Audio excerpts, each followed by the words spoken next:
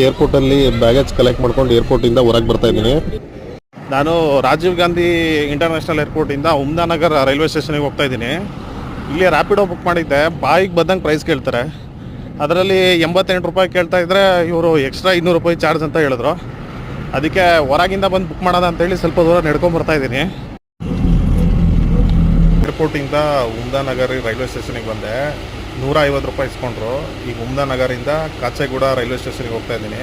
ಯಾಕೆಂದರೆ ನನಗೆ ಕಾಚೆಗೂಡದಿಂದ ಭೂಪಾಲಿಗೆ ಇವತ್ತು ನೈಟು ಟ್ರೈನ್ ಇದೆ. ಸ್ಟೇಷನಲ್ಲಿ ಸಮೋಸ ತಿಂದು ಬ್ಯಾಗ್ನ ಕ್ಲಾಕ್ ರೂಮಲ್ಲಿ ಇಟ್ಟೆ. ಅಲ್ಲೇ ಪಕ್ಕದಲ್ಲಿ ಡಾರ್ಮೆಂಟ್ರಿ ಮತ್ತೆ ರಿಫ್ರೆಶ್ಮೆಂಟ್ ರೂಮ್ ಇದೆ. ಡಾರ್ಮೆಂಟ್ರಿ 3 ಅವರ್ಸ್ಗೆ 300 ರೂಪೀಸ್ ಚಾರ್ಜ್ ಮಾಡ್ತಾರೆ. ನಿಮ್ಮ ಹತ್ರ ಕನ್ಫರ್ಮ್ ಟಿಕೆಟ್ ಇರಬೇಕು. ಕೆಲವೊಂದು ಕಾರ್ಡು ಫ್ರೀ ಅಸೆಸ್ ಇರುತ್ತೆ. ಇದು IRTC ಡಾರ್ಮೆಂಟರಿ. ಒಂದು ಬೆಡ್ಡು ಮತ್ತೆ ಬೆಡ್ಶೀಟು ಮತ್ತೆ ನಮ್ಮ ಲಗೇಜ್ ಇಡಕ್ಕೆ ಒಂದು ಲಾಕರ್ ತರ ಕೊಟ್ಟಿದ್ದಾರೆ. ಜೊತೆಗೆ ಕನ್ನಡಿ ಇದೆ ಮತ್ತೆ ಫ್ಯಾನ್ ಕೂಡ ಇದೆ.